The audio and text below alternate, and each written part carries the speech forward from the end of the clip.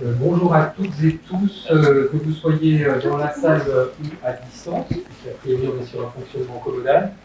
Je suis Pierre Charéron, je suis le directeur de l'INSPE, devant le vous démasquer pour que vous puissiez m'identifier. Il me revient de vous accueillir dans ces lieux, en tant que directeur de l'INSPE, mais je ne dirais que des mots, des membres de Vincent Forel,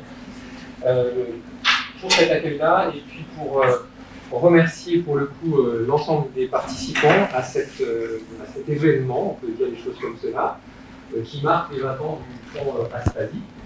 Alors, Fonds Aspasie qui est finalement le résultat d'un partenariat efficace entre différents acteurs, avec à la fois un travail de fond très important, d'alimentation de ce Fonds Aspasie, de travail de recherche en lien avec le Fonds Aspasie, et puis peut-être quelque chose qui est un peu plus en dents de scie, et pardon de le dire comme cela, sur la visibilité finalement de ce travail autour du Fonds Aspasie.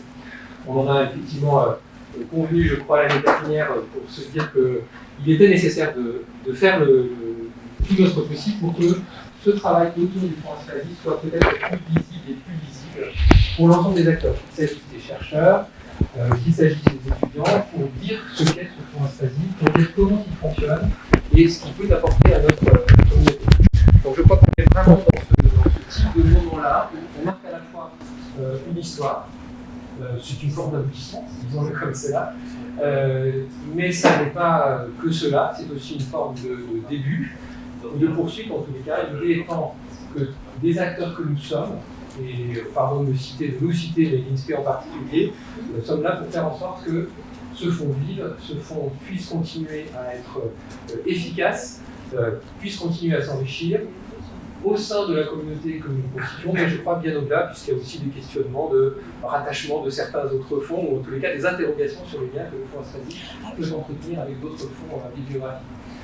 Je suis en tous les cas ravi effectivement de vous accueillir ici dans ces locaux de l'amphi Louise Michel. Ce faisant, le rôle de l'INSPE est pleinement accompli comme lieu de rencontre et lieu d'échange entre les différents acteurs et les différents partenaires. Je m'arrêterai là et je remercie encore une fois, je vous remercie d'être présent et je remercie les différents acteurs. Et je crois qu'il faut que je passe le micro à Isabelle pour qu'elle dise aussi des mots. Merci beaucoup Pierre. Bonjour à tous, bienvenue. Je me remercie quand même pour montrer le bon exemple. Donc, je suis directrice des bibliothèques universitaires de Douai. C'est une belle occasion, c'est 20 ans du Fonds Aspasie qui est donc hébergé à la bibliothèque, qui l'a vu naître, qui l'a vu grandir. C'est un beau bébé maintenant qui a 20 ans et qui, pour le coup, aspire aujourd'hui à une labellisation collection d'excellence, Collex, qui reconnaîtra en fait l'étendue de ce fonds, sa richesse et son intérêt pour les chercheurs dans cette discipline-là. Je ne vais pas en dire plus parce que des mots, il faut être aussi synthétique.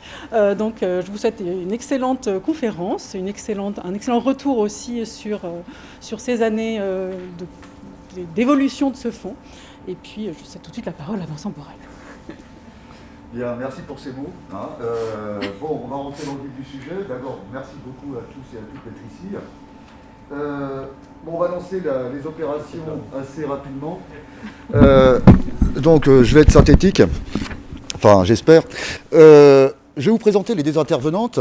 Alors d'abord, Michèle Zancarini-Fournel, ici présente, qui est professeure émérite d'histoire contemporaine et qui a un rôle tout à fait central dans la construction du fonds Aspasie, puisqu'elle en a été à l'initiative, il y a de ça quelques années.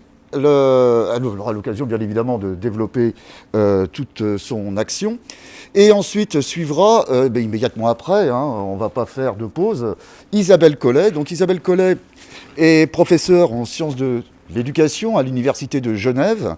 Elle travaille également, elle dirige l'équipe Gérir, genre, rapport intersectionnel, relations éducatives. Et elle interviendra autour de la thématique telle qu'elle est développée devant vous, 40 ans de politique égalité dans l'éducation nationale et maintenant, cette interrogation, on l'a fait évidemment nôtre. À l'issue, ce sera à vous de poser des questions, soit à la salle, soit par le biais de Webex. Dans ce cas-là, on s'organisera tous les deux. Et sans plus attendre, car je sais que vous êtes impatient. Je laisse la parole à Michel Zancarini-Fournel. Je vous remercie. Merci, bonjour à toutes et à tous de prendre sur votre temps de repas ces moments pour nous écouter.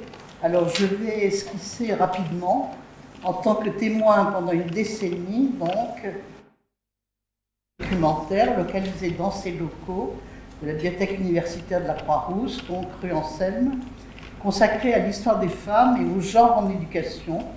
C'est un fonds européen créé au sein de la médiathèque de ce qui s'appelait alors l'Institut de formation des maîtres. Alors, parenthèse, pour être d'actualité, on ne dit jamais des maîtresses, bien qu'elles aient été majoritaires.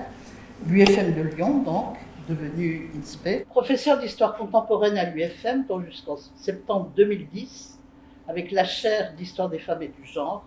Donc, je vais retracer brièvement ce qui a permis la création de ce fonds. Et dans un premier temps, remonter très loin, au 5e siècle avant l'ère commune, pour expliquer le nom que nous avons choisi, donc Aspasie. Aspasie était philosophe, enseignante, spécialisée dans l'art oratoire et la politique, mais était considérée à Athènes comme une étrangère, une métèque, compagne du dirigeant athénien Périclès, qu'elle ne pouvait épouser en tant que non-citoyenne, bien qu'elle ait eu un fils avec lui. Elle a été taxée de prostituée, en particulier par les auteurs comiques, parce qu'elle avait une vie indépendante, payait des impôts, discutait à égal avec les grands hommes politiques et les philosophes, tels Socrate, Platon ou encore le sculpteur Phidias. Pour toutes ces raisons, nous avons baptisé le fonds documentaire dès sa naissance, Aspasie, nom qui me semble encore plus légitime aujourd'hui dans la situation actuelle pour la métèque, enseignante et philosophe de mauvaise réputation. Pour revenir donc au début du XXIe siècle, je ne vais pas vous faire toute l'histoire entre-temps, la création de ce fonds documentaire s'explique par une situation, un moment, un contexte, comme par l'action déterminée de personnes qui ont mis en œuvre une politique multiscalaire, c'est-à-dire au niveau européen, au niveau national et au niveau local. Le contexte, c'est en 2000, le président de la République étant Jacques Chirac, un gouvernement de gauche dit de cohabitation de Lionel Jospin et la construction par son ministre de l'Éducation, de l'Enseignement supérieur et de la Recherche, Claude Allègre, donc d'un espace universitaire européen acté par l'accord de Bologne en 1999 et la stratégie de Lisbonne en 2000. L'institutionnalisation d'un espace universitaire dans ce moment de développement du néolibéralisme entendait harmoniser les politiques éducatives et les diplômes en Europe. Alors, vous connaissez très bien ça, c'est le LMD qui a été mis en place à ce moment-là, c'est-à-dire licence, master, doctorat.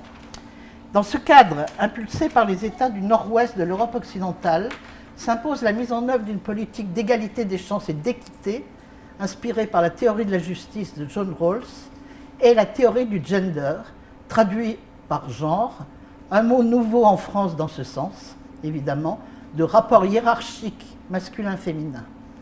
Cette politique est actée en France dans une convention interministérielle, la première, et on va vous parler de ces conventions, Isabelle Collet va le faire de façon développée après moi, donc je n'en parlerai pas beaucoup, mais disons que cette mise en œuvre de la première convention est aidée par un budget relevant du FSE, Fonds social européen, l'enseignement supérieur y étant éligible pour la première fois. Après avoir pointé le contexte général européen, je vais maintenant resserrer la focale sur le plan national, puis sur le plan individuel. Le contexte, c'est aussi le développement en France depuis un quart de siècle, en 2000, des cours, des séminaires, des thèses en histoire des femmes et du genre, en sociologie des rapports sociaux de sexe, en psychologie sociale, sur les préjugés et les stéréotypes, et en sciences de l'éducation autour de Nicole Mosconi, récemment décédée, sur la mixité. Le socle intellectuel était donc déjà solide pour mettre en œuvre cette convention et lutter contre les stéréotypes sexistes dans les établissements d'enseignement secondaire et supérieur, mais aussi, convention interministérielle, de l'agriculture et de l'industrie. Pour la focale individuelle, il faut souligner le rôle fondamental au moins jusqu'en 2002, pour la mise en œuvre de cette première convention de la directrice de l'enseignement supérieur d'alors, Francine de Michel. Elle avait commencé sa carrière universitaire en droit à la faculté des lettres de Lyon au début des années 60 et avec son mari, également professeur, avait maintenu une section de droit à l'université Lyon 2 après la scission en 1973 de l'université Lyon 3 qui a conservé l'essentiel des étudiants et des enseignants en droit. Elle a livré cette expérience dans un récent colloque sur le monde éducatif dont les actes devenus livres va bientôt paraître sous la direction de Lilian Mathieu, Vincent Porel, ici présent, Jean-Yves Ségui et Yves Verneuil, qui s'appelle « Le moment 68 à Lyon, en milieu scolaire, universitaire et éducatif, contestation, mutation, résistance, trajectoire ». Donc il va paraître bientôt aux presses universitaires de Lyon. Devenue ensuite présidente de l'Université Paris 8, Francine de Michel a créé un cursus européen autour de la citoyenneté des femmes, cursus dans lequel, comme enseignante dans cette université, j'intervenais sur l'histoire de la citoyenneté en France, qui se distinguait pour les femmes, entre autres, de la nationalité. Une fois directrice de l'enseignement supérieur, donc dans le ministère Allègre, puis dans le ministère Langue, Francine de Michel a mené une politique active en direction des présidences d'universités, impulsant la création de missions d'égalité dans les établissements d'enseignement supérieur. Donc je vais en citer deux, celle de Lyon 1, impulsée par Christine Charton, et celle de Lyon 2 par Annick Rouel, que je crois avoir reconnue derrière son masque. Oui, c'est ça. Ces missions d'égalité ont eu un rôle important. Alors, la première des réalisations a été un bilan des cours et séminaires existants sur le genre dans toutes les disciplines, et ça a été aussi de faire appliquer la loi sur les congés de maternité pour les enseignantes de l'université, parce que l'université n'appliquait pas la loi, et on demandait aux enseignantes enceintes de faire leur service qu'elles ne faisaient pas pendant qu'elles accouchaient, etc., avant ou après. Donc voilà, on a imposé, et j'espère que ça dure encore, que les congés de maternité puissent être pris. À l'UFM de Lyon, donc établissement autonome alors, comme je vous l'ai dit, le directeur Alain Bouvier avait décidé de me confier cette responsabilité, donc de mission égalité, parce que j'avais un doctorat donc en histoire des femmes. Alain Bouvier m'a demandé de l'accompagner à la réunion organisée pour la signature officielle de la première convention par le ministre Claude Allègre et la directrice de l'enseignement supérieur. Cette dernière nous a proposé, parce que aussi je la connaissais antérieurement, c'est pour ça que je vous ai raconté l'histoire, de devenir UFM pilote et d'aider tous les UFM à organiser une structure dédiée à l'égalité filles-garçons et femmes-hommes. Je me suis appuyée alors sur des établissements qui avaient eu des expériences en ce domaine, tels l'IUFM de Toulouse ou celui de Créteil. J'ai essayé de regrouper à Lyon les collègues intéressés, certains et certaines sont dans cette salle, et je les remercie beaucoup, afin de mettre en œuvre un plan d'action concocté en 3 axes. L'un consacré à l'enseignement et à la formation. Et les formations actuelles sont les lointaines descendantes de ces enseignements organisés dans le cadre de la première convention. Le deuxième axe était consacré à la recherche et a permis la création du groupe GEM, groupe égalité genre égalité mixité, qui a fédéré des recherches pluridisciplinaires. Il faut souligner le travail sur les images, pionnier pour les UFM, initié par Fanny Lignon, que ce soit autour du cinéma ou des jeux vidéo, ou encore des images dans les manuels scolaires, cette dernière recherche à laquelle ont collaboré également Vincent Porel et d'autres. Christine Morin-Messabel m'a remplacée donc à cette responsabilité lorsque je suis partie en retraite. Le troisième axe, et c'est là-dessus que je vais développer un peu parce que c'est celui qui nous intéresse aujourd'hui, donc était consacré à la documentation. J'ai proposé à Francine de Michel de créer un fonds européen de livres et de revues sur l'histoire des femmes et du genre, avec comme thématique principale l'éducation, dans les principales langues européennes, français bien sûr, pour l'essentiel, mais aussi anglais, espagnol, italien, allemand, et je crois qu'on en a un en grec, ou plusieurs peut-être maintenant, fonds qui n'a pas d'équivalent. Le principe était que l'État français prouvait son intérêt pour cette réalisation européenne en finançant la première année de fonctionnement à la hauteur de 25 000 €, et l'équivalent était donné les années suivantes par le Fonds social européen pendant la durée de la Convention, qui était prorogée jusqu'en 2006. Les directeurs successifs de l'UFM se sont engagés à financer de façon pérenne les abonnements aux revues et d'attribuer un poste d'ATER pour aider au suivi bibliographique et à la gestion des achats de livres afin de ne pas surcharger les services des personnels de la médiathèque. Nous avons constitué donc ainsi le fonds Aspasie, avec l'aide de la première ATER, Florence Rochefort, qui avait une thèse à l'Université de Paris 7 sur l'histoire du féminisme, préparée sous la direction de Michel Perrault. C'est elle d'ailleurs qui a proposé le nom d'Aspasie. Et elle a constitué les premières listes d'achats de livres et d'abonnements de revues, en prenant pour principe qu'on éviterait les livres publiés en français entre 1975 et 1985, qui s'est trouvé en nombre au centre Louise Labbé de l'Université Lyon 2. Donc on a essayé d'être coordonnés avec ce fonds qui existait alors. Isabelle Ernaud, Muriel Salles et Fanny Gallo ont été respectivement également ATER, avec un poste complet jusqu'en 2010. Ensuite, je ne suis pas exactement le bilan, mais je crois que seul un demi-poste a été attribué. Le fonds Aspasie était d'emblée constitué comme pluridisciplinaire autour des questions d'égalité filles-garçons, femmes-hommes, en lien avec l'éducation. Les questions du sport, du corps, du sport et des sexualités ont été particulièrement développées en lien avec le département STAPS de l'Université Lyon 1 et le laboratoire de recherche qui portait alors le nom du CRIS, dirigé d'abord par Pierre Arnaud, puis par Thierry Terret, ce dernier ayant commencé sa carrière professorale à l'UFM de Lyon. Les professeurs d'EPS en formation, peut-être il y en a quelques-uns dans la salle, ont pu réaliser leur master en partie avec des ouvrages de ce fonds, tel Loïc Serdanagli, aujourd'hui enseignant à Lyon 1. Dans le cadre d'une meilleure adéquation à la professionnalisation, le fonds s'est diversifié ultérieurement par des acquisitions en pédagogie de l'éducation, en littérature de jeunesse, et l'accent a été mis sur les albums, les contes, les romans, les BD. En 2010, sur une idée de Fanny Gallo, nous avons organisé, à l'aide d'un partenariat avec d'autres bibliothèques universitaires, une série d'expositions et de conférences autour de la figure de la sorcière, en complément du fonds de la Bibliothèque de la Santé de l'Université Lyon 1 et du fonds sur la sorcière en littérature de la Bibliothèque de l'ENS de Lyon. À la Bibliothèque de la Croix-Rousse, nous avions présenté une exposition sur les films et les livres de littérature de jeunesse et sur les sorcières dans l'histoire. Avec le décalage et la réflexion maintenant ultérieure, nous pouvons nous rendre compte de la précocité de notre réflexion maintenant que les sorcières sont à l'honneur sur la scène éditoriale et médiatique.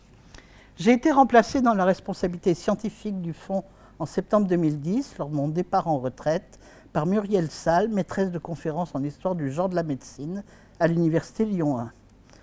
Le fonds est géré actuellement par les bibliothécaires et documentalistes du SCD de l'Université Lyon 1.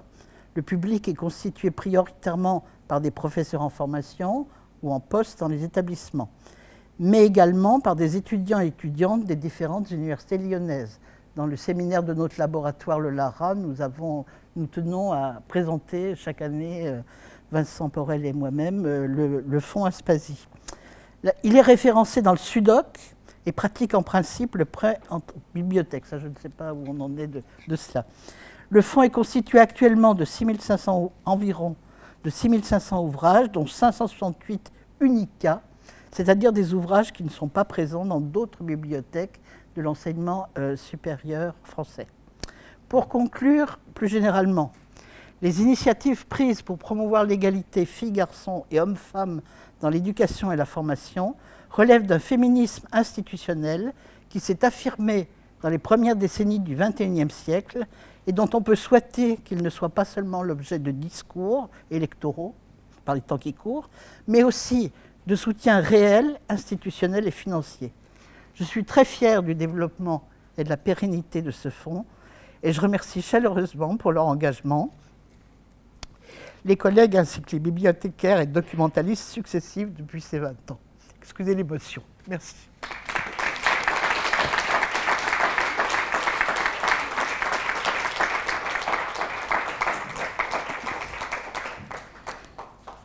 Beaucoup Michel, je pense qu'il y aura des questions là-dessus. Et tout de suite, je donne la parole.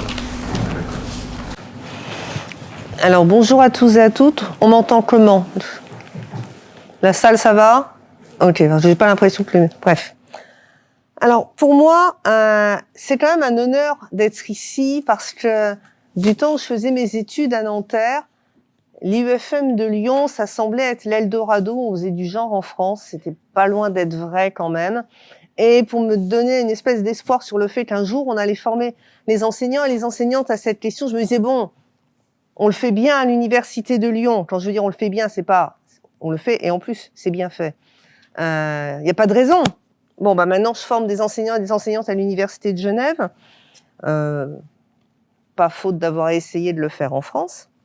Néanmoins, la pérennité de ce fonds Aspasie et de tout de même les gens qui tiennent bon et qui forment de plus en plus en France des enseignants et des enseignantes à la question du genre me dit que quand même, depuis cette époque-là, on a fait de grands progrès. Est-ce qu'on les a fait, ces grands progrès, uniquement, exclusivement grâce aux conventions? On va voir qu'on peut quand même en discuter. Alors, je suis donc ici pour vous parler de 40 ans de conventions sur les questions d'égalité filles-garçons à l'éducation nationale. Et maintenant, on fait quoi? À moins que l'égalité soit atteinte. Enfin, c'est ce qu'on va voir. Alors, je vais commencer par une citation de Gaël Pasquier. Les lois d'orientation et de programmation de 1989 à 2019, les circulaires, les conventions de 1984 à 2019, les programmes et les documents d'accompagnement de 1985 à 2016 et les outils institutionnels de 2000 à 2017, je les citerai pas tous, j'aurai pas le temps, semblent à la fois le gage d'un intérêt constant des pouvoirs publics et de l'administration pour les questions d'égalité, mais aussi le signe d'une certaine inefficacité. Ah oui, parce que visiblement, on a toujours besoin de faire une nouvelle convention. Alors, faisons un peu une histoire de ces conventions pour dire ce qu'elles ont apporté, ou du moins ce qu'elles ont voulu ou espéré apporter. En me replongeant dans ces conventions depuis 1985, j'ai vu deux axes principaux. Le premier, constant depuis le début, c'est l'orientation scolaire et professionnelle. Ça, on a commencé avec ça en 85 et c'est toujours présent. Le problème de l'égalité entre les filles et les garçons, les femmes et les hommes, ce serait avant tout une question d'orientation scolaire et professionnelle. C'est un point dont on peut discuter, que ce soit le premier et principal problème, mais en tout cas, c'est ce qui est pointé par les conventions et c'est ce sur quoi on veut d'abord agir, éventuellement d'ailleurs comme prétexte, c'est-à-dire sous prétexte d'agir sur l'orientation scolaire et professionnelle, on peut faire un certain nombre d'actions qui, in fine, auraient eu un impact sur cette question-là. Et depuis 2000, il y a un nouveau sujet qui apparaît, c'est la question de la violence entre les sexes, les violences sexistes et sexuelles. La Convention de 2000, c'est une convention pour moi vraiment importante dans l'histoire des conventions. C'est la première qui fera une politique globale de l'égalité jusqu'à celle, la dernière signée en 2019. Une politique globale parce qu'avant, la mixité des filières et des métiers, c'était simplement un problème de filles. C'était les filles qui s'orientaient mal, c'était les filles dont il fallait élargir les choix d'orientation, les garçons n'étaient pas le sujet. C'est aussi donc cette convention qui fait apparaître pour la première fois la lutte contre les violences sexistes et les violences de genre. Et pour la première fois, la cible de la convention, c'est tout le monde. Toute la communauté éducative, non seulement les élèves, mais aussi le personnel éducatif, en particulier les enseignants et les enseignantes. Alors avant 2000, qu'est-ce qui se passe avant 2000 ? Eh bien, avant 2000, il y a, à mon avis, des erreurs fondamentales d'attribution dont il reste encore des traces dans les conventions actuelles. La première, je vous en ai dit un mot, l'orientation différenciée serait la cause de la division sexuée du travail. C'est-à-dire c'est parce que l'école produit une orientation différenciée que le monde du travail connaît encore une division sexuelle. C'est peut-être contre-intuitif, mais Françoise Houillot, qui est une grande spécialiste de l'orientation en France, elle dit bien que l'orientation sexuée anticipe un monde du travail sexué. C'est-à-dire c'est parce qu'il y a une division sexuée du travail qu'on a une orientation en phase. On a tendance à penser que l'école serait en amont de la société. Vous voyez, que l'école générerait le monde du travail, serait en amont, parce qu'on voit dans une chronologie de la vie des élèves. En fait, non, une société se donne de l'école dont elle a besoin pour se reproduire, consciemment ou non. Une société se dote de l'école dont elle a besoin pour faire tourner son marché du travail, ses institutions, etc. Donc, si l'orientation est sexuée, c'est parce qu'on a un marché du travail sexué. Et penser qu'il suffira d'agir sur l'école pour permettre cette égalité des orientations ou ces parités dans les différentes filières dans le monde du travail est complètement illusoire. Deuxièmement, les choses sont présentées sous la forme « les filles sont le problème ». Bon, si les filles sont le problème, ça doit être les garçons sont la solution, en quelque sorte. C'est-à-dire, on va essayer d'aligner les filles sur les garçons, comme ça, il n'y aura plus de problème. Seules les filles sont incitées à diversifier leurs choix. Alors qu'en fait, quand on regarde les orientations des filles et des garçons, et là encore, c'est Françoise Vouillot qui le dit, on s'aperçoit que ce sont les garçons qui ont les choix de filières les moins diversifiés. Et que finalement, le problème de diversification, c'est pas dans les choix des filles, c'est dans les choix des garçons. Si on dit qu'il y a beaucoup de filles en lettres, c'est pas parce que les filles vont en lettres, c'est parce que les garçons, ils vont absolument pas. Alors forcément, s'ils y vont absolument pas, dans les filières lettres, il y a énormément de filles. Mais c'est pas parce que les filles y vont. Le premier choix des filles, qui ont très bien compris la hiérarchie des disciplines, le premier choix des filles a toujours été la filière sciences. Donc, première S, bac S, quand ça existait encore. Et aujourd'hui, vous regardez les chiffres de l'ADEP, les triplets et ensuite les doublets choisis par les filles et les garçons au lycée, c'est très clair. Si vous mettez un seuil à 70%, vous apercevez qu'il y a un certain nombre de doublets et triplets que les filles prennent où elles sont plus que 70%. Si vous mettez ce seuil à 70%, en fait, non, pour les garçons, on passe tout de suite à 80%. Et il n'y a que 2 ou 3 filières où les garçons sont 80%, et après ça chute. Donc là encore, actuellement, dans les choix des doublés et des triplés, c'est les filles qui ont les choix les plus diversifiés, et pas les garçons. Les garçons s'orientent toujours d'une manière ultra rentable quand ils le peuvent, quand leur niveau scolaire le permet, de sorte de pouvoir viser les plus grandes écoles. Mettre l'accent uniquement sur les filles a aussi l'inconvénient de donner à penser que les filles peuvent faire tous les métiers, mais pas les garçons.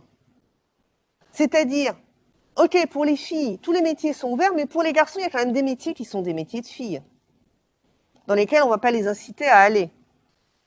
Donc évidemment, ça ne tient pas debout. C'est-à-dire, votre discours n'est pas crédible si vous dites, allez les filles, tous les métiers vous sont ouverts, et pour les garçons, quand même, n'allez pas dans certains métiers. Ou disons, on ne va pas vous en parler.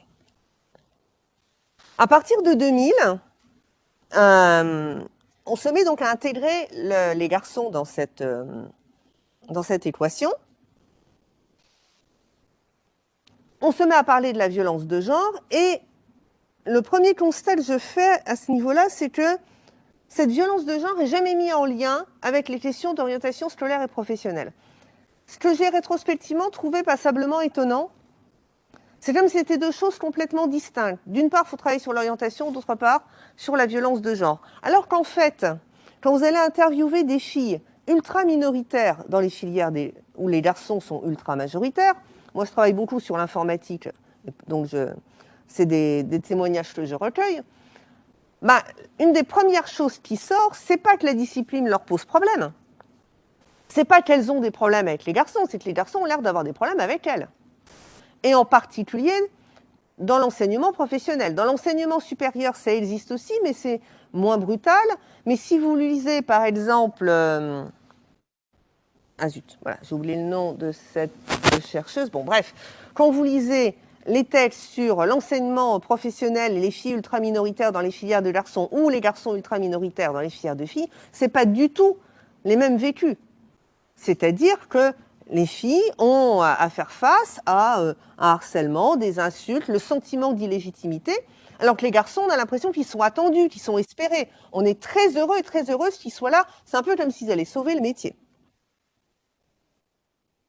Donc si les filles évitent les filières dans lesquelles elles anticipent d'être ultra minoritaires, c'est pas seulement parce que éventuellement les représentations qui pèsent sur la filière ne leur conviendraient pas, c'est aussi parce qu'elles anticipent que ça va pas être fun les études, que le contexte ça sera pas très sympa.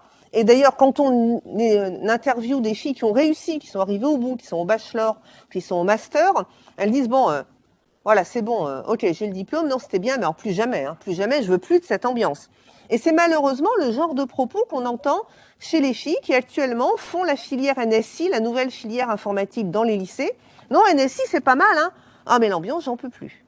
Ça, c'est ce qui ressort d'une enquête faite dans des lycées parisiens l'an dernier sur ces quelques ultra rares filles qui sont dans NSI. Donc, en fait, on aurait tout intérêt... Voilà, c'était Clotilde Lemarchand, en plus, heureusement, je l'avais noté sur ma slide. Cette chercheuse travaille sur les parcours atypiques. Donc, on aurait quand même tout intérêt à réfléchir aux deux dimensions à la fois. Par ailleurs, pour une fille, faire un métier atypique n'ouvre pas les mêmes possibilités que pour les garçons. C'est-à-dire que quand on a tendance à symétriser et à dire les garçons et les filles souffrent tous deux de stéréotypes, ou bien c'est le même problème pour... Alors, je ne dis pas qu'il ne faut pas traiter la question des garçons ultra-minoritaires dans des filières très féminisées, mais ce n'est pas la même chose. Ce n'est pas symétrique. D'une part, comme je vous le disais, le vécu n'est pas le même, mais après, le métier atypique n'ouvre pas les mêmes possibilités pour les deux. Alors, dans cette enquête de deux collègues suisses qui s'appellent Ray et Battistini, elles ont étudié les hommes dans les filières de soins infirmiers ou de sages-femmes. Bon, il y a un des hommes interviewés qui dit les choses de façon littérale, et nous leur remercions, comme ça on comprend bien.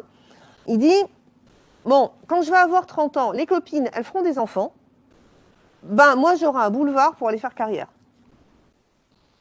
Sachant que les hommes qui sont dans des filières atypiques pour eux savent, enfin s'ils ne le savent pas au début, ils s'en rendent vite compte quand ils sont en poste, qu'il y a un escalator de verre qui s'ouvre devant eux et qui leur permet assez vite de monter en grade, de changer de statut. Je me souviens d'un homme bibliothécaire qui venait de passer, qui juste après qu'il ait passé son CAPES de bibliothécaire, est nommé dans l'ouest de la France, est reçu par l'inspecteur d'académie et lui dit « Bon, je vous ai nommé à la tête du service des bibliothèques parce qu'il n'y avait que des nanas, fallait que ça change. » Il venait d'être nommé. Alors, il était ultra gêné, ultra mal à l'aise parce qu'il ne se sentait pas légitime.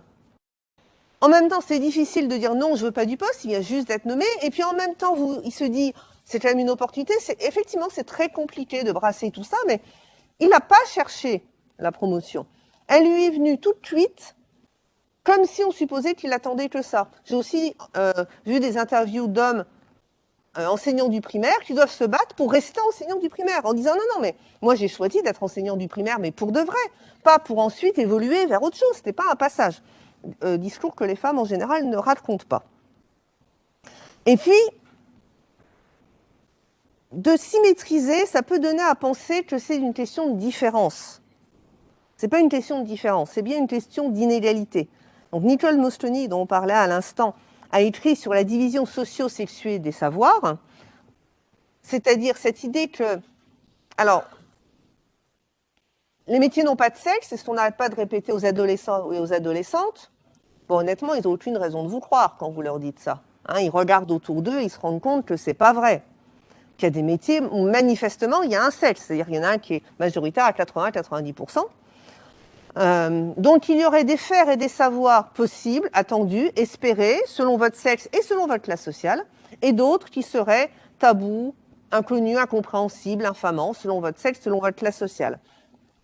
L'exemple que je prends classiquement pour en parler à mes étudiants et mes étudiantes, vous prenez un garçon, fils de cadre supérieur, qui rentre chez lui en disant « Papa, maman, je sais ce que je veux faire, je veux être esthéticien », je pense que la conversation, elle ne sera pas facile. Hein, parce qu'il annonce deux choses, deux transgressions. Une transgression de classe, que sur l'échelle relative des métiers esthéticiens n'est pas placé très haut, et une transgression de genre, hein, parce qu'évidemment, esthéticien, on n'imagine pas que ce soit un métier convenable pour un garçon, a fortiori un garçon hétérosexuel, parce qu'évidemment, pour les garçons, plane tout de suite le doute de l'homosexualité. Mais une fille qui rentre chez ses parents de milieux populaires en disant aujourd'hui, j'ai vu la journée de présentation des métiers, je veux être data scientist ou ingénieur big data, ça va être compliqué aussi. Déjà, il va falloir expliquer ce que c'est que le métier, par quelle filière on y va, et une fois qu'il sera établi que c'est un métier d'informatique à un niveau supérieur, est-ce que c'est pour nous? Est-ce que tu en seras capable? Est-ce que tu pourras? Est-ce que c'est un métier de fille, etc., etc. Donc cette division socio-sexuée des savoirs, c'est pas que des différences, c'est aussi une hiérarchie, et c'est ce que je vais vous montrer sur mon petit schéma avec l'informatique comme exemple. Comment ça se construit cette division socio-sexuée des savoirs? Et comment ça s'entretient? Et comment ça s'inverse éventuellement? C'est moi qui travaille sur l'informatique, j'attire toujours l'attention des gens sur le fait que dans les années 70-80, l'informatique était nettement moins masculinisée qu'elle l'est aujourd'hui. Alors, elle n'a jamais été paritaire, hein, pas s'emballer, mais en tout cas, on n'était pas sur les chiffres aussi ridicules de 15% qu'on peut avoir actuellement. L'informatique n'avait pas la même valeur dans la société qu'elle a à l'époque. Donc, quand vous avez un champ de savoir qui permet d'avoir du pouvoir sur la société, le groupe dominant s'en empare, et ce champ prend de la valeur dans la société et devient sélectif, puisque le groupe dominant l'exerce. Et puis là, on a une première boucle qui tourne et qui va s'entretenir et se renforcer. C'est donc ce qui s'est passé avec l'informatique. Dans les années 80, assez peu reconnue, assez mal identifiée, et dans les années 2000, c'est plus du tout la même chose. L'informatique, c'est l'avenir, c'est l'emploi assuré. La France doit entrer dans le 21e siècle avec des jeunes formés à l'informatique. C'est devenu un champ où il n'y a pas de problème d'embauche, il y a des carrières, il y a des bons salaires, et un fort discours institutionnel pour dire que c'est un champ de pointe, et on va dire le discours est de plus en plus fort, la transition numérique dans laquelle il faut absolument entrer, etc. Ensuite, il y a une fabrication de stéréotypes qui se met en place et qui vont rationaliser ce système sélectif. Et j'insiste sur le fait qu'elle se met en place à ce moment-là, et pas avant. Prenons l'informatique. Du temps où l'informatique était considérée comme de peu de valeur. En particulier la programmation, qui parmi l'informatique était le lieu dans lequel il y avait le moins de valeur. Eh bien, on expliquait que la programmation, c'était un bon métier pour les femmes. Et dans les journaux féminins, dans les magazines féminins, on avait des articles incitant les femmes à devenir programmeuses, parce que c'est un vrai métier féminin. Alors pourquoi c'est un vrai métier féminin? Déjà, on utilise un clavier, comme les machines à écrire, c'est pas des paysans. Ensuite, un programme, c'est comme une recette de cuisine, ce qui n'est pas faux. Voilà, je dirais que ça. Et enfin, l'argument massu était de dire, si en tant que maîtresse de maison, vous savez programmer un dîner, eh ben, vous savez programmer un ordinateur. Kaboum. Je vois pas le lien, moi non plus. Enfin bref. C'était donc un bon métier pour les femmes, d'autant plus que c'était un métier sous-payé et peu reconnu. Ouais, ça me semble être un argument mieux étayé. Et puis, années 90, changement de représentation, le logiciel se met à prendre plus de valeur que le matériel, engouement très net vers les métiers d'ingénieur informatique, de plus en plus de filières s'ouvrent dans les grandes écoles et se mettent à s'appeler ingénieur informatique ou système d'information, etc. Et là, d'autres stéréotypes arrivent. Mais d'autres stéréotypes arrivent pour rationaliser cette masculinisation qui s'est faite très vite. Alors l'informatique, c'est plus du tout pour les filles parce que déjà c'est du rapport à la machine et les femmes préfèrent le rapport à l'humain. Et puis c'est un métier très logique, très mathématique et les femmes elles aiment pas trop. Et puis voilà, et donc c'était supposé expliquer cette c'était supposé naturaliser le fait qu'il y avait beaucoup d'hommes en informatique. Alors est-ce que l'espèce humaine a muté, vous voyez, les femmes et les hommes entre les deux, j'en doute. Mais on a fabriqué les stéréotypes qui venaient rationaliser cette masculinisation qui était due à plusieurs choses, mais dont à la montée en puissance des métiers de l'informatique. Donc, on a une fabrication de stéréotypes qui rationalise la sélection. Le groupe dominant est donc légitime à monopoliser le champ, puisque le groupe dominant est le seul à avoir les capacités naturelles de l'exercer. Prétendre que c'est des capacités naturelles permet de faire l'économie de la discrimination. Avec cette idée que puisque l'égalité des sexes est là, les différences qui restent sont forcément des différences d'ordre biologique, puisque l'égalité des sexes est là. Alors, revenons à nos conventions. je vous dirais qu'il y a 3 étapes que j'ai illustrées avec ce petit dessin qui est assez connu, enfin lui ou les clones de ce petit dessin, vous l'avez peut-être déjà vu. J'ai un peu changé les titres parce que les titres ne me convenaient pas. Cette première étape, parfois, elle est appelée l'égalité. Ben non, je veux dire, de toute évidence, ça ne peut pas être l'égalité. Alors, quand on appelle cette image-là l'égalité, après on va faire des acrobaties de langage un peu compliquées pour expliquer pourquoi l'égalité, c'est pas égalitaire. C'est ce qu'on fait dans le plan d'études roman actuellement en Suisse, mais bref. Donc ça, c'est pas l'égalité, c'est l'égalité des chances. On donne à tous ces enfants la même chance d'aller voir ce match. Bon, ça marche pas, mais au moins ils ont le droit.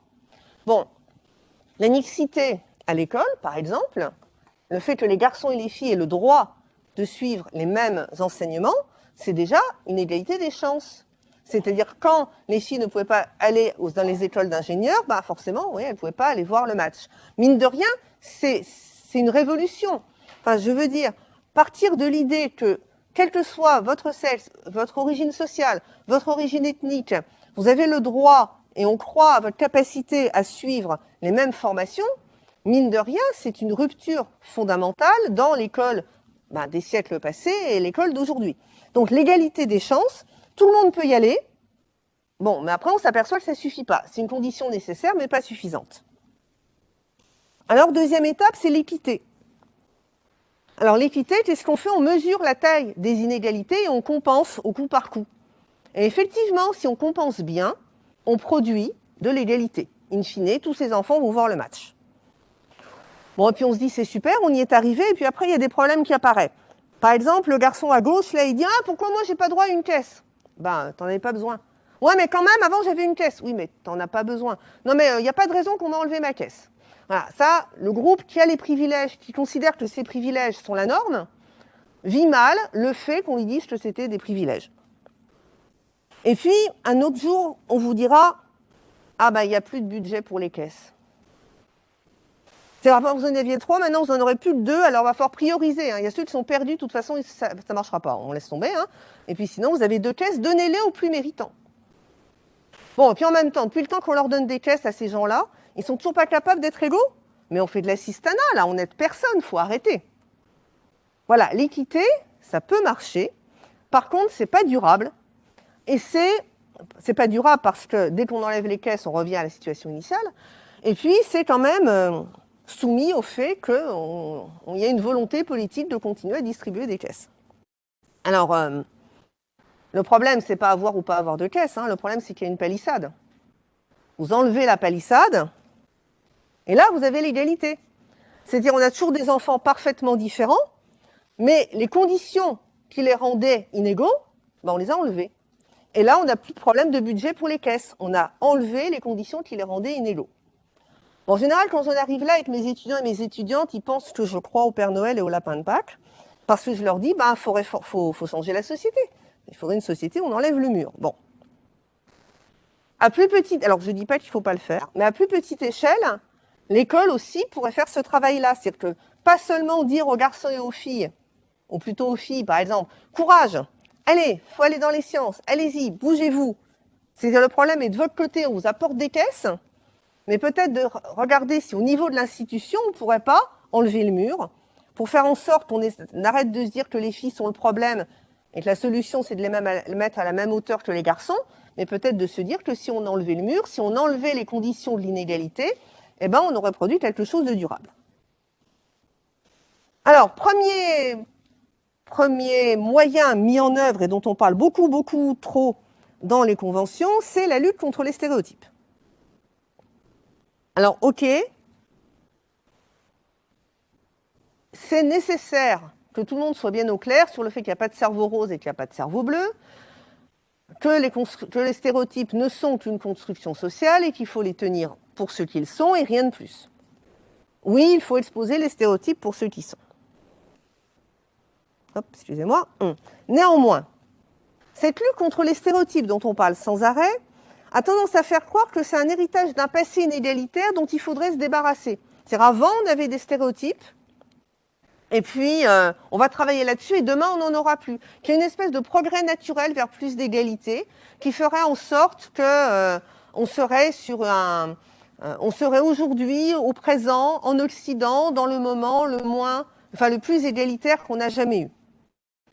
Alors, déjà, c'est pas si clair que ça, loin de là. Il y a eu des moments dans l'histoire où les rapports de sexe n'étaient pas les mêmes, plus ou moins égaux. Enfin, par exemple, l'arrivée de Napoléon et de son code civil, on ne peut pas dire que ça a été une avancée vers plus d'égalité, hein, c'est très clair. Et puis par ailleurs, avec cette croyance-là, on a tendance à penser qu'avant, il n'y avait rien. C'est-à-dire que, par exemple, si on ne parle pas des femmes dans les sciences, c'est parce qu'avant, vu que c'était pire que maintenant, c'est parce qu'avant, il n'y en avait pas du tout. C'est parce qu'avant, il n'y avait pas de musicienne, c'est parce qu'avant, il n'y avait pas d'autrice, c'est parce que le futur sera égalitaire, mais avant, c'est pas la peine de regarder, il n'y avait rien. Donc ça, c'est un premier problème. Et puis en plus, ça donne à penser que, bah, évidemment, comme maintenant on est éclairé et qu'on déconstruit les stéréotypes, demain sera spontanément égalitaire. Alors depuis le temps qu'on me dit, tu vas voir, l'espace d'une génération, ça va s'arranger, je suis trop vieille. Là maintenant, on est déjà à 2 générations. Et je ne dis pas que ça ne va pas bouger, mais visiblement, ça ne s'est pas encore réglé. Deuxièmement, savoir que les stéréotypes ne sont pas fondés en nature, si c'est un prérequis, ça ne suffit pas pour annuler l'existence de la menace du stéréotype. C'est-à-dire des gens comme Pascal Huguet, Isabelle Régnier, Christine Morin-Messabel, qui font des travaux sur la menace du stéréotype, montrent que même si vous savez que le stéréotype n'est pas fondé en nature, le fait de savoir qu'autour de vous, la société pense que votre groupe social ne va pas performer sur certaines tâches, vous empêche de performer quand on vous rappelle l'existence de ce stéréotype. Donc même si les filles sont absolument convaincues qu'elles ont un cerveau tout à fait comparable à celui des garçons pour faire des maths, quand la société s'applique à leur rappeler très régulièrement que c'est pas ce qu'elles pensent, eh ben ça menace leurs compétences, ça menace leur sentiment de compétence. Et puis, là encore, on inverse la cause et la conséquence. Ce que je vous ai montré tout à l'heure avec l'informatique, c'est que les stéréotypes et la discrimination, c'est pas la cause première, c'est la conséquence. On rationalise les inégalités en allant mobiliser des stéréotypes qui viennent les rationaliser. Et on les réadapte aux besoins. La proportion homme-femme change en informatique, on réadapte les stéréotypes. Dans les années 50, jusqu'aux années 50, on va dire, les humanités avec un grand H, on pensait que seuls les hommes étaient capables de les maîtriser.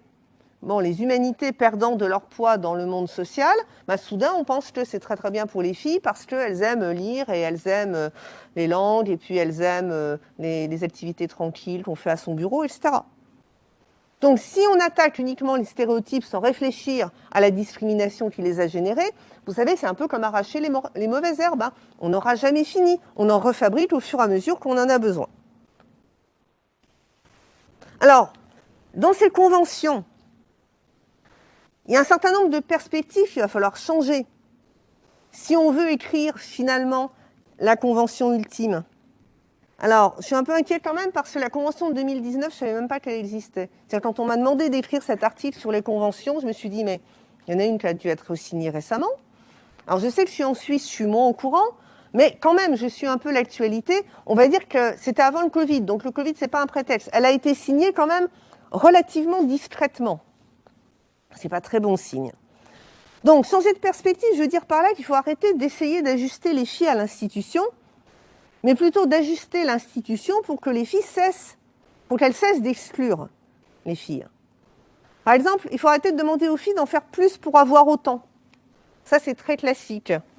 Dans mon université à Genève, on a des parcours de soutien, de coaching, d'encouragement pour les femmes. Alors, certains de ces parcours sont très utiles et très importants parce qu'on constate une mise en retrait, par exemple, des jeunes doctorantes. OK. En même temps, cette mise en retrait, elles l'ont pas en elles. Hein. C'est bien parce qu'on a une éducation qui, depuis l'enfance jusqu'à l'université, explique aux femmes que c'est plus correct de se tenir en retrait, parce qu'on les interrompt, parce qu'on ne leur laisse pas la place, parce qu'on ne les laisse pas monter sur scène, certes. Mais ensuite, un certain nombre de programmes pour les aider à demander des fonds, parler en public. En fait, on leur demande d'être plus performantes que les hommes pour avoir autant. C'est ce que j'ai vu aussi quand j'ai commencé à étudier cette histoire de si les femmes gagnent moins, c'est parce qu'elles demandent moins au moment de la négociation du salaire. C'est leur faute, vous voyez, encore une fois. Bon, bah, je suis allée lire un peu plus en détail sur ce truc-là. Alors, effectivement, il y a des études qui, dans les années 90, avaient tendance à montrer que les femmes demandaient moins. Et puis, les études plus récentes faites depuis les années 2010 dans des endroits aussi différents que l'ouest de la France ou l'Australie montrent que les femmes demandent autant que les hommes, pour les mêmes raisons que les hommes, ou ne demandent pas d'ailleurs pour les mêmes raisons que les hommes. Par contre, que les employeurs sont nettement moins enclins à leur donner ces augmentations, parce que quand même, pour qui elles se prennent. Donc, en somme, quand on entraîne les femmes à négocier un salaire, on les entraîne à être meilleures pour avoir autant.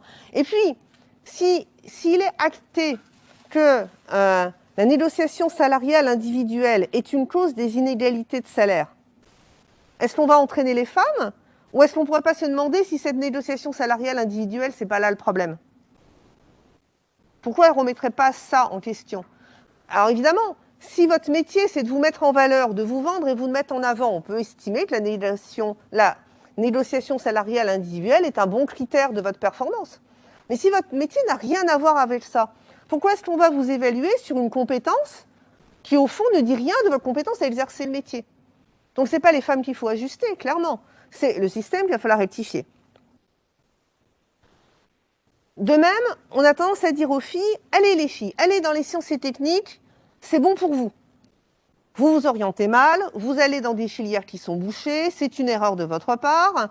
Il y a des filières intéressantes où il y a de l'emploi, il y a des carrières, allez-y, c'est bon pour vous. Bon alors, un, c'est vexant. Deux, ça ne marche pas. Enfin, ça pourrait être sympa comme idée, hein, mais depuis le temps qu'on fait, on se rend bien compte que ça ne marche pas. Alors, pourquoi ça ne marche pas? Qu'est-ce qu'on dit aux hommes pour les inciter à venir dans les métiers du soin à la personne? Alors, évidemment, on ne peut pas leur dire c'est des métiers bien payés ou de la carrière, hein, ça, on s'en serait rendu compte. Mais on leur dit ces métiers ont besoin de vous, ces métiers ont besoin de mixité. Alors, parfois, on mobilise des éléments essentialistes que je ne conseille pas, on est bien d'accord, en disant qu'il faut un peu de poigne masculine, un peu d'autorité. Bon, laissons ça de côté. Les hommes savent que quand ils viennent dans des métiers où ils sont rares, ils sont attendus et espérés. Les garçons qui cherchent des stages dans ces filières-là, ils n'ont pas de problème pour trouver des stages. Alors certes, parfois, il y a le soupçon de la pédophilie qui pèse sur eux dans les métiers quand ils sont au contact avec les jeunes enfants. Et je ne dis pas que c'est agréable, ni que c'est mérité, loin de là. C'est un problème, cette croyance. Néanmoins, quand même, globalement, il y a l'escalator de verre. Ils trouvent des stages. Donc ils sont attendus et espérés. Ce que ne vivent pas du tout les filles quand elles vont dans les métiers où elles sont ultra minoritaires. Elles sont ni attendues, ni espérées. On tolère leur présence. On avait déjà les hommes pour faire le boulot, mais enfin, si vous voulez venir, ok, mais vous alignez sur les hommes. Alors évidemment, ce n'est pas très encourageant. Et c'est ce qu'on entend quand on va dans les écoles supérieures et que les filles, les garçons, les enseignants, les enseignantes disent oh, « Enfin, qu'est-ce que vous voulez, c'est quand même un monde d'hommes. » Oui, c'est une fatalité. Quand les filles sont là, ok, mais c'est quand même un monde d'hommes, on va les tolérer. Et si on se mettait à parler un peu sérieusement des quotas? Alors, il y a 10 ou 15 ans, quand je disais quotas, enfin, je n'osais même pas dire quotas, les gens arrêtaient de m'écouter instantanément. Là, depuis, ça a un peu changé. Et puis surtout, en France, maintenant, j'ai un super argument sur les quotas, en particulier quand je vais dans les écoles d'informatique, parce que vous savez, le problème qu'on a avec les quotas, c'est de se dire « Ah là là, ça va baisser le niveau ». Bon, ce que je vais dire dans les écoles d'informatique, c'est « Pourquoi est-ce que les meilleurs élèves ne viennent pas chez vous ?» Non, parce que les mentions bien et très bien au bac sont détenues en majorité par des filles. Pourquoi est-ce que les meilleurs élèves ne viennent pas chez vous? Vous mettez un quota, vous montez le niveau. Alors ça change quand même un tout petit peu la vision du quota. Et puis enfin, spéciale dédicace pour votre ministre, le langage épicène, c'est pas inélégant. C'est une condition sine qua non de l'égalité. Ça marche pour de vrai, en gros.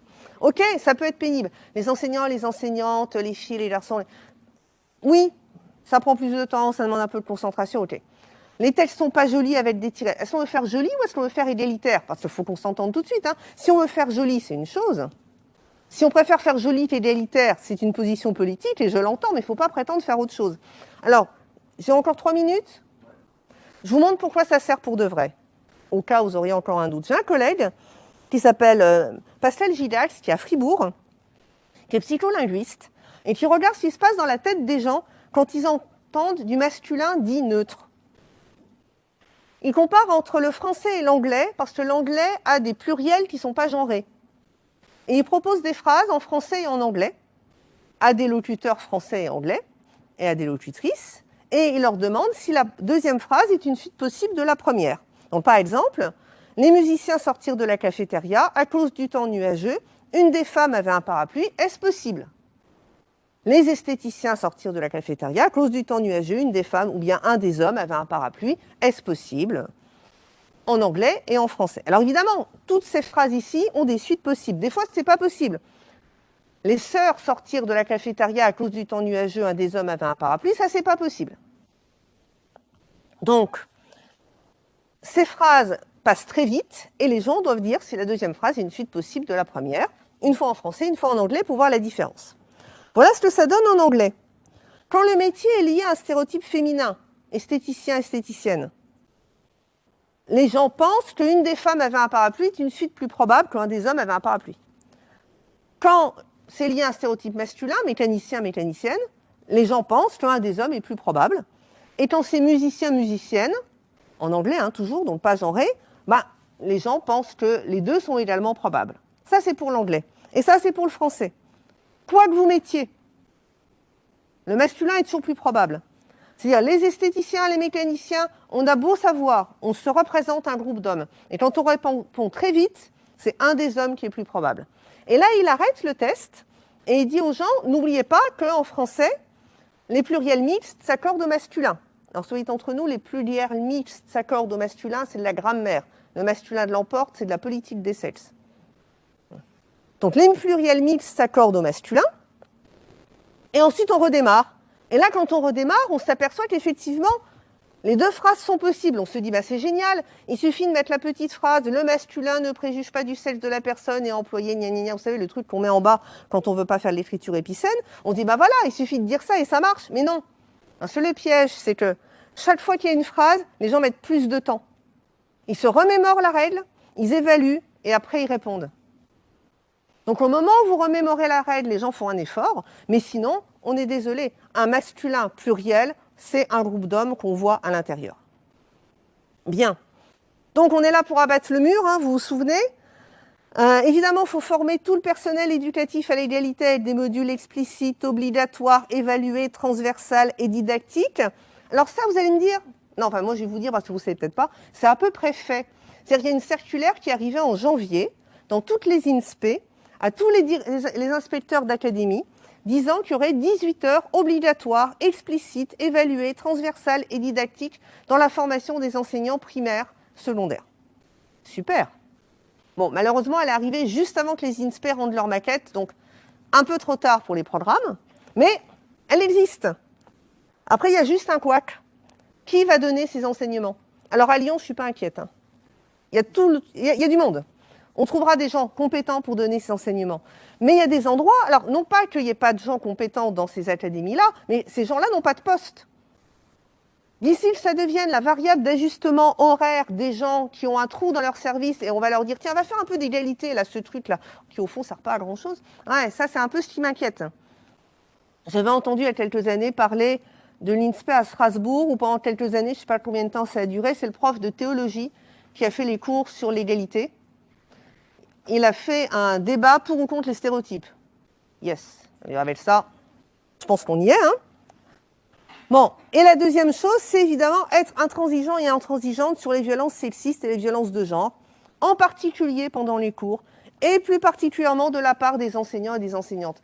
C'est la base, je ne comprends même pas encore comment on est en train de dire ça, mais oui, tous les enseignants ne sont pas impeccables, loin de là. Vous allez dans une école et vous demandez d'où vient le sexisme. Alors ok, les élèves sont de parti pris quand ils jouent à balance ton prof, mais en même temps, il y a moyen de balancer leur prof.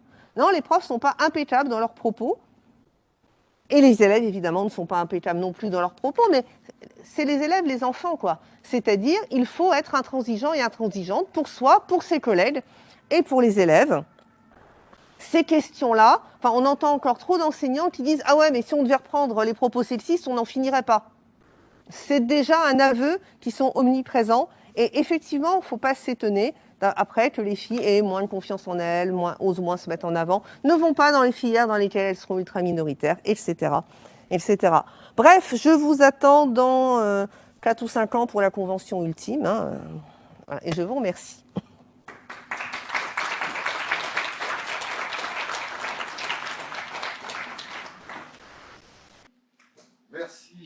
Isabelle Collet. Donc on va tout de suite attaquer les questions. Alors j'en profite quand même pour excuser Muriel Salle qui devait être à ma place aujourd'hui, mais qui est souffrante. Hein, elle s'en excuse bien évidemment. Est-ce qu'il y a des questions par ordi? On va commencer par la salle. Est-ce qu'il y aurait des questions? Vous pouvez y aller, on ne vous mangera pas. Il n'y aura pas de violence de genre. Enfin, j'espère. Non? Non plus? Oui, merci. Non mais faut lancer, faut chauffer la salle. Oui, merci Loïc Zardaïli, merci beaucoup pour vos deux présentations. Alors, j'ai une première question pour Michel, qui est relative au fonds Aspasie, et peut-être du coup à son usage. Alors, je sais que c'est pas à son appropriation même locale. Est-ce que, quel a pu être l'usage au sein de l'UFM, l'ESP, l'INSPE, du fonds Aspasie par les étudiants et étudiantes en formation? Quand je prends en master, c'est des modules où les étudiants venaient travailler sur un fonds, mais dédié spécifique par rapport à ça. Alors, moi, je peux vraiment pas, je suis parti en 2010, hein, Ouais, donc je peux pas du tout dire ce qui se passe aujourd'hui. Jusqu'en 2010, il y avait quand même un certain nombre d'heures qui étaient attribuées à la formation. Il y avait des séminaires, et dans ces séminaires, les étudiants préparaient leur mémoire professionnelle. Et pour ceux qui choisissaient ces thématiques, je parle sous le contrôle, hein, Ingeborg, les autres qui sont là, ils utilisaient le fonds Aspasie. Voilà. C'est tout ce que je peux dire, mais je me suis arrêté en 2010 et je ne sais pas ce qui s'est passé depuis. Oui, j'ajouterais donc, étant donné que les séminaires existent toujours. Là, on a même des étudiantes et des étudiants ici présents. Alors la question que j'ai envie de relancer, la question que je avant, c'est la même chose. Est-ce que vous avez utilisé des fonds Aspasie, vous, pour les recherches que vous faites actuellement?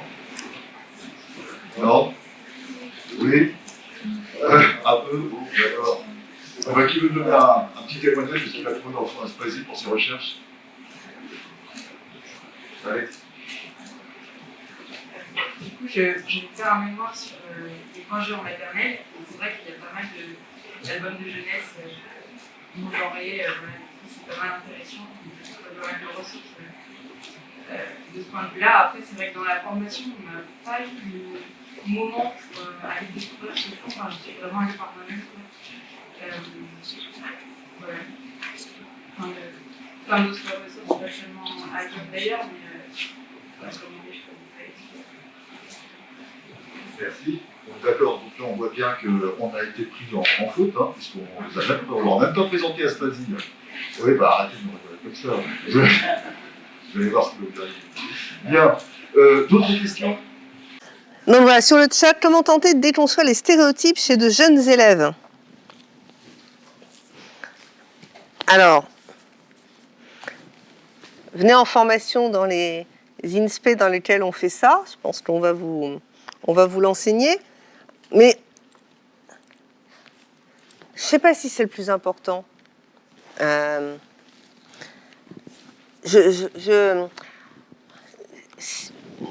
forme des enseignants, des enseignantes du primaire.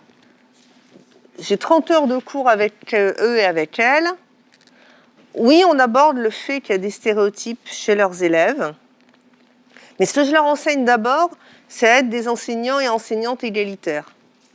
C'est-à-dire, eux-mêmes, se comporter de manière égalitaire, faire attention que dans leur contenu d'enseignement, il n'y ait pas de stéréotypes, que les albums soient le plus neutre, dégenrés possible, qu'ils fassent attention à l'équilibre des temps de parole entre les garçons et les filles, à ce que les garçons et les filles s'exposent de la même manière, que les travaux de groupe quand on travaille en groupe, les tâches sont réparties de façon équitable et de façon tournante, etc., etc. Bref, de leur donner l'exemple d'un monde égalitaire. Parce qu'en fait, on est élevé à l'inégalité. C'est pas étonnant qu'ils aient des stéréotypes. Voilà, on va avoir la période des catalogues de Noël, hein, si vous voulez vous rafraîchir la mémoire. Évidemment qu'ils arrivent à être des stéréotypes. C'est pas inintéressant de les faire vivre un petit peu dans un monde où où les garçons et les filles seraient traités de la même manière, au moins dans une salle de classe où les garçons et les filles seraient traités de la même manière. Parce que c'est très difficile de faire une activité sur les stéréotypes avec les élèves, parce qu'on a un peu toujours l'impression qu'on leur tend un traquenard. Je veux dire par là, alors l'activité bateau, que je ne conseille pas, c'est on prend tout un tas de jouets ou tout un tas de photos de jouets et on leur demande quels sont les jouets de filles, quels sont les jouets de garçons. Et bien là, vous les mettez dans un espèce de conflit personnel un peu compliqué. Ils savent très bien que la société considère qu'il y a des jouets de filles, qu'il y a des jouets de garçons. Pour certains d'entre eux et certaines d'entre elles, ils savent très bien où vous voulez en venir. Et que la bonne réponse, ça sera non, les jouets sont pour tout le monde. Ceux qui ne sont pas à ce niveau-là encore pensent que vous voulez la réponse que la société dit. Ils ont bien appris leur leçon du genre. Ils savent qu'il y a des jouets de filles et des jouets de garçons. Et d'ailleurs, après, quand vous allez discuter un peu plus avec eux ou avec elles, ils disent « Non, mais moi, j'aime bien jouer à ça quand même. » Alors, c'est que ce n'est pas un jouet de garçon ou un jouet de fille. Non. En fait, cette question-là, ils ne savent pas quelle question vous posez. Est-ce que vous leur demandez « Qu'est-ce que tu penses, toi ?» Qu'est-ce que pensent la plupart des garçons et des filles? Qu'est-ce que la société pense? Ils ne savent pas à quel niveau se trouve votre question. Donc c'est un traquenard, en fait, cette question. Et comme ils essaient de donner la bonne réponse, parce qu'en classe, ils essaient avant tout de vous donner de la bonne réponse ou de vous provoquer. Alors s'ils essaient de vous provoquer, vous ne savez pas non plus quelle est la teneur de la réponse. S'ils pensent que vous voulez que la réponse juste, c'est les jouets n'ont pas de sexe, mais que ce serait une provocation rigolote de vous dire non, ça c'est pour les garçons, c'est pour les filles, vous ne savez toujours pas ce qu'ils pensent. Et peut-être que l'élève non plus, ce n'est pas réellement ce qu'il pense. Donc moi je pense que c'est extrêmement difficile de travailler avec les stéréotypes sur les élèves, de déconstruire les stéréotypes, parce qu'en plus, vous ne les déconstruisez jamais complètement.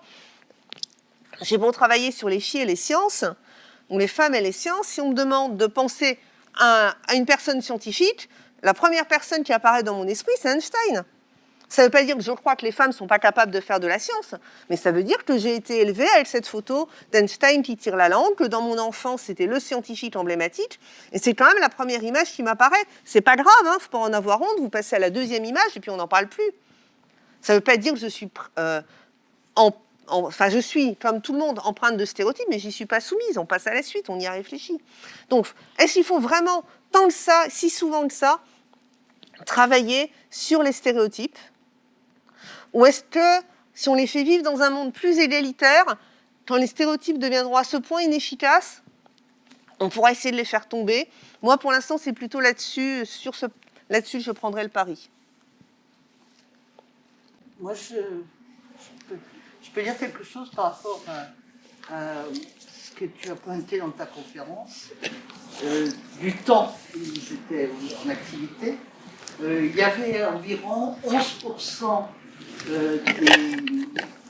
11 ou 12%, je ne me souviens plus, des instituteurs professeurs des écoles en maternelle. Et il y a eu effectivement toute une série d'affaires, je guillemets, quelques affaires, à propos de la pédophilie. Et on a constaté que le nombre d'hommes en maternelle avait été divisé par 2. C'est-à-dire que les garçons qui auraient eu envie de le faire n'osaient plus le faire. Alors je ne sais pas si cette tendance-là a changé, si elle a été... voilà, je ne suis pas sûre, mais je pense qu'il y a aussi un certain nombre d'obstacles qui viennent de la société, enfin de ce qui se passe dans la société, des peurs qui font qu'il y a des choses qui bougent de ce point de vue-là dans l'attrait, si je peux dire, des garçons pour ces métiers-là en école élémentaire. Je prends les questions du chat. Alors, est-ce que l'égalité peut freiner l'efficacité? Ça dépend comment vous définissez efficacité. Je vais reprendre ma marotte, l'informatique. Est-ce qu'une société dans laquelle 90% des personnes qui conçoivent, pensent, imaginent, dessinent, installent, maintiennent le numérique, est-ce qu'on peut appeler ça une société efficace, acceptable, durable? Je trouve ça extrêmement douteux. C'est-à-dire, je peux pas...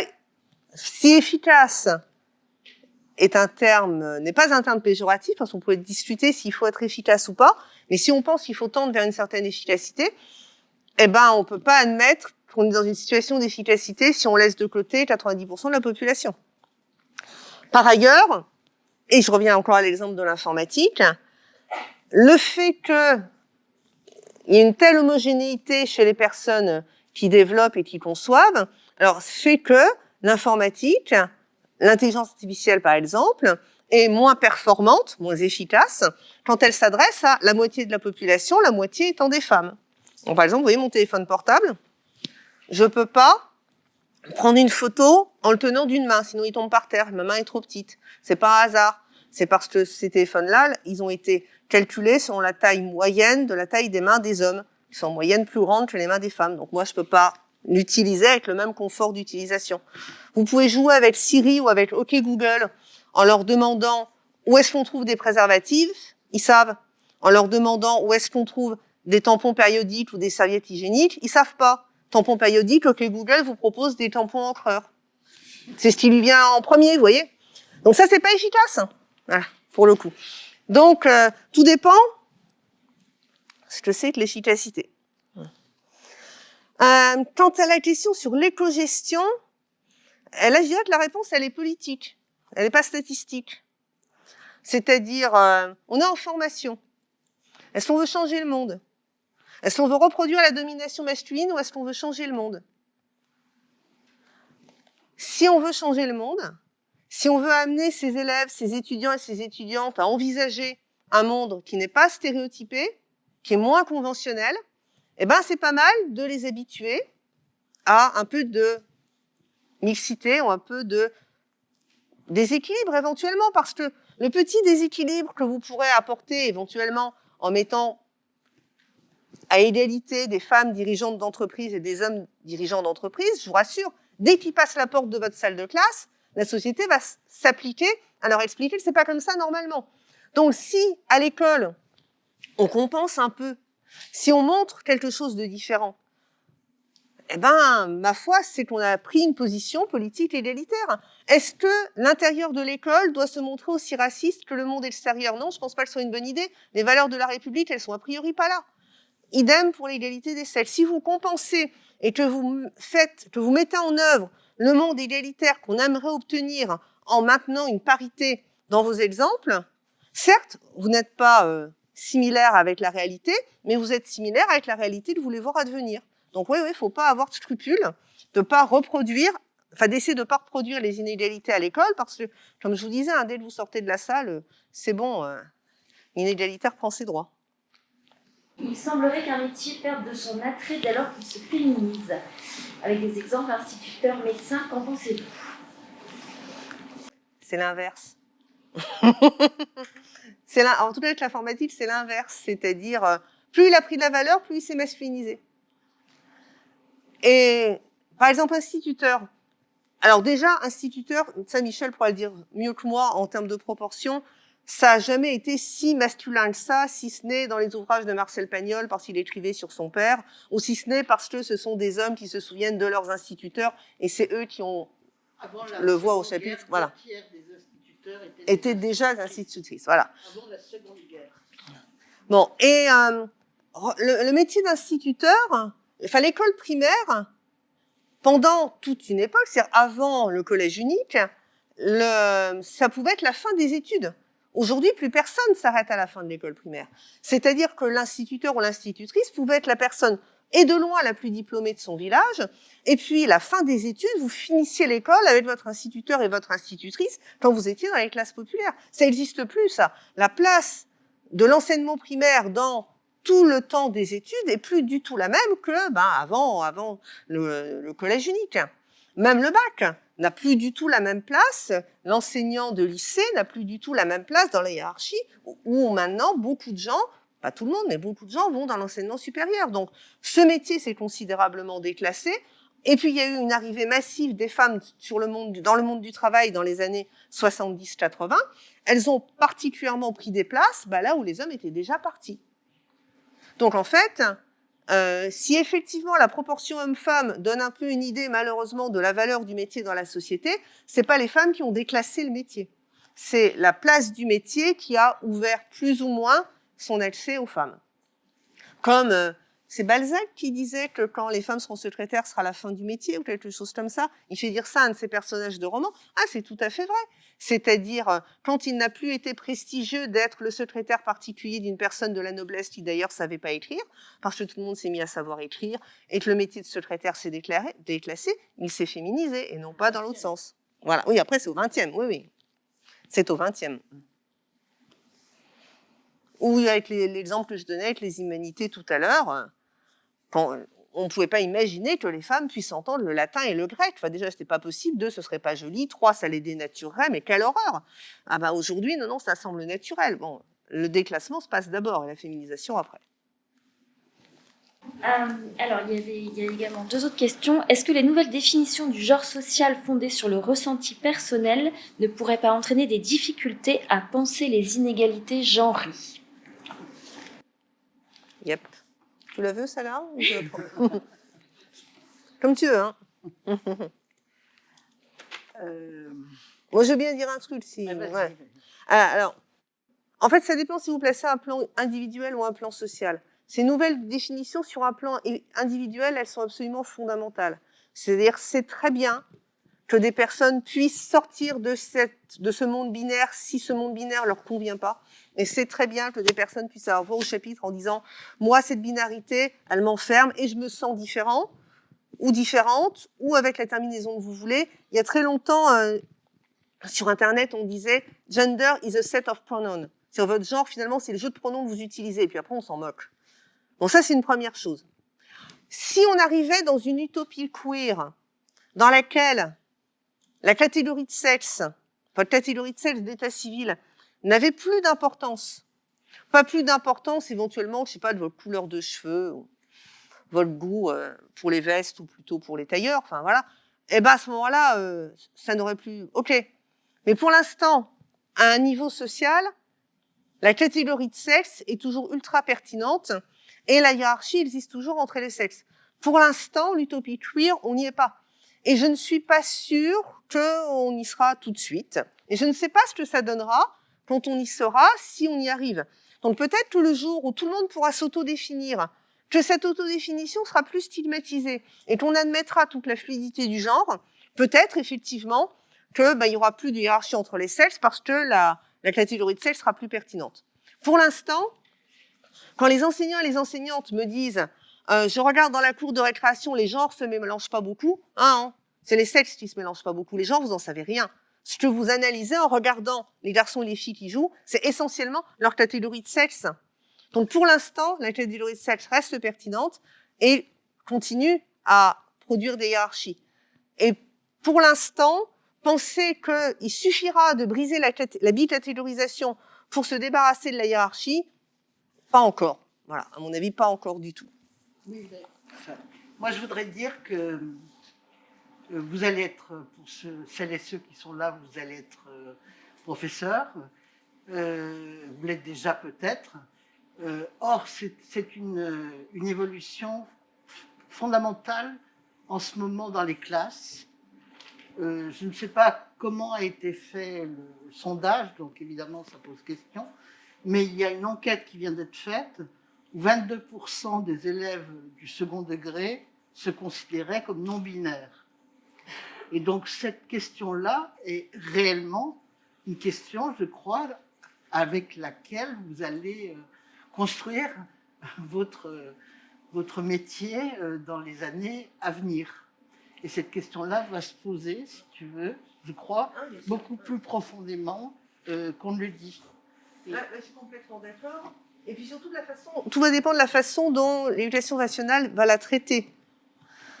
Alors, voilà.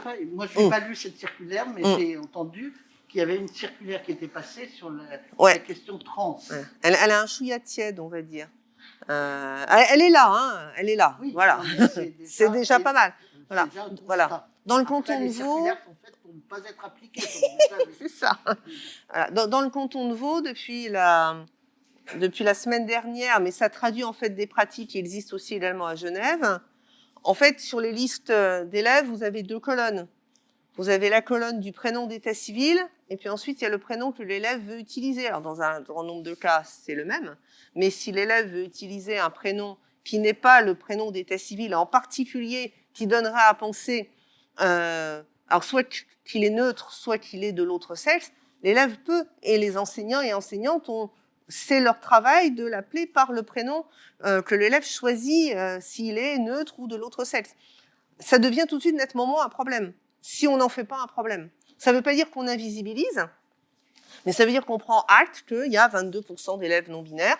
On considère que dans les cycles d'orientation à Genève, un élève sur 200 se déclare non-binaire ou gender fluide. Bon, bah, dont acte. Leur donner le droit à une certaine indifférence en reconnaissant le fait qu'ils souhaitent être fluides ou non-binaires, ben, mine de rien, c'est déjà pas mal pour éviter d'en faire un problème. Puis après, ces personnes vont décider, est-ce qu'elles sont trans, qu'est-ce qu'elles voudront pour elles-mêmes, est-ce qu'elles voudront une transition complète, est-ce qu'elles voudront pas une transition complète, est-ce qu'elles voudront une prise d'hormones, est-ce qu'elles voudront la chirurgie.